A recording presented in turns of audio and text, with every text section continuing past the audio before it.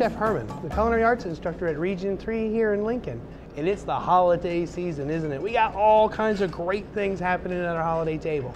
But I have to tell you, a lot of people get sick this time of year because food is not handled properly. I just want to take a couple of minutes to go over a few simple steps and make sure that your holiday meal is perfect and nobody goes and gets sick on you. First thing we want to talk about is thawing food. There's 4 ways to thaw food properly. One, and the best method possible, is to leave it in the refrigerator for several days, whether you're thawing your turkey or your ham, or whether it's the leftover stuffing or leftover turkey. In the refrigerator, underneath that condition, for a couple of days' time until it's thawed is the best way to thaw food. Another way to thaw food is under cold running water. Come on over here. When we're thawing this product from the frozen state, it's really important to make sure it's submerged in running water. It's important that the water continues to run so we break the surface tension, that the food, whatever it is that we're thawing, is not sitting in standing water. When it's standing in standing water like this, bacteria can grow, especially as the temperature of the water rises. It's very advisable to allow a small trickle of water just to break the surface. You do it inside of the sink in case it overflows, and then you're going to be okay. Another way to thaw food is in your microwave oven. Now there's really important special rules about thawing food in the microwave oven. What's that? You need to cook it immediately. So if you pull something out of your freezer and you stick it in your microwave oven and you thaw it, you need to cook it right away. No waiting around for that. Don't stick it back in the cooler. Another way to thaw food properly, the 4th way of thawing food properly, is to thaw it during the cooking process. So just taking a piece of frozen food and then cooking it off. Now certain foods are going to cook better frozen than others, and so it's up to you to determine which one's going to be best.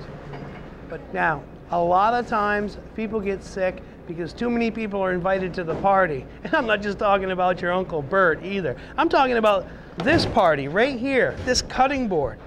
A lot of people get sick because of cross-contamination. They use the same cutting board to cut their ham on as they do their turkey, or maybe even their vegetables. So it's really important to make sure you use separate cutting boards when using raw meats and vegetables. Don't get any cross-contamination. We want to make sure that's nice and clean. If you only have one cutting board, you need to wash and sanitize your cutting board with a little bleach solution before you use it again on raw foods. So no cross-contamination, please.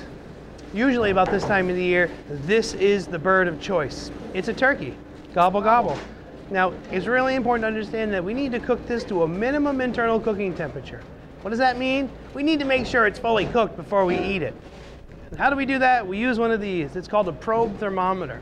You may also buy a turkey that has an instant thermometer in there. Go ahead and use that. I'm sure it's calibrated just right. But if you want to be sure, you would go out and get yourself a commercial grade thermometer to check the temperature of your turkey when it's done. How do we know when it's done, you say? 165 degrees is the minimum internal temperature of the breast. When you feel that it's done after your cooking time, you would simply just insert your probe thermometer into the thickest part of the breast to determine the doneness. In addition to that, you would also into the inner part of the thigh, close to the body, near the bone. We're looking for a minimum internal cooking temperature to be safe now of 170 degrees Fahrenheit. So 170 for my dark meat. I like to go 165 for my breast meat. And how do you do that without drying it all out? Well, at my house, what we do is we cook our bird upside down. We put the breast meat on the bottom to allow all the moisture to stay close to the breast and allows the upper dark meat to cook a little bit quicker.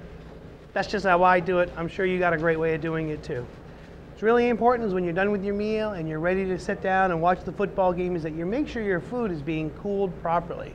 We need to bring it down to a temperature of less than 70 degrees in 2 hours and 41 degrees in a 4-hour period. So it's a total of 6 hours to cool your food down. Plenty of time to watch the game. But if you have a large roast, say half of a turkey left, it's really important to cut that turkey into smaller pieces so it cools properly. If you're serving a soup, maybe you put it in an ice bath to cool it down even more.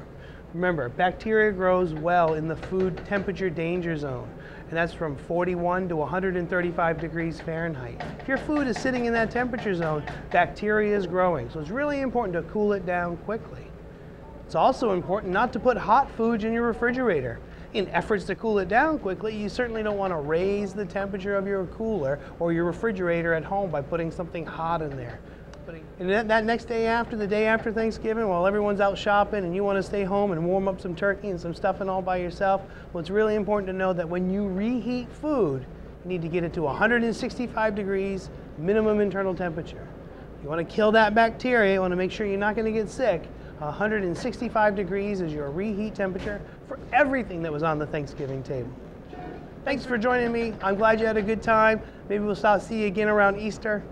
Have a happy holiday.